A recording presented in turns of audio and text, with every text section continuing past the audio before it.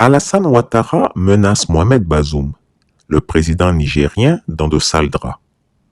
Les Nigériens le savent.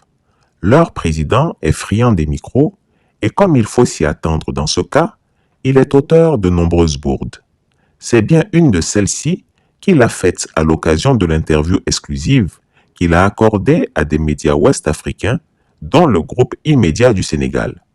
Lorsque le journaliste lui a demandé s'il était contre les troisièmes mandats, il a affirmé: oui, nous sommes... vous savez, quel était le problème du président Issoufou avec le président Alpha Condé? C'est qu'il a voulu céder le pouvoir. C'est qu'il a voulu céder le pouvoir. Vous êtes contre le troisième mandat? Nous sommes contre le troisième mandat.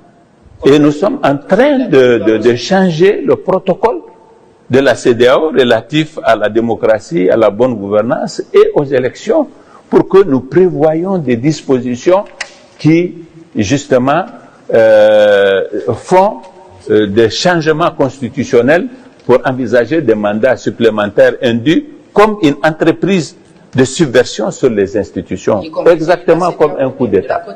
À la question de savoir s'il était contre le troisième mandat d'Alassane Ouattara en Côte d'Ivoire, il a répondu: Hein? Y compris celui de la Côte d'Ivoire, Monsieur le Président?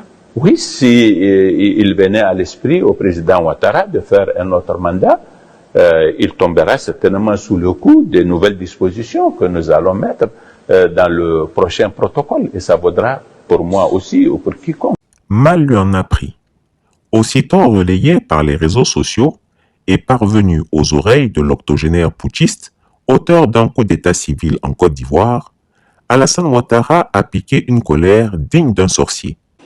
Nous voyons du n'importe quoi sur les réseaux sociaux et chaque ministère a une direction, une cellule de communication.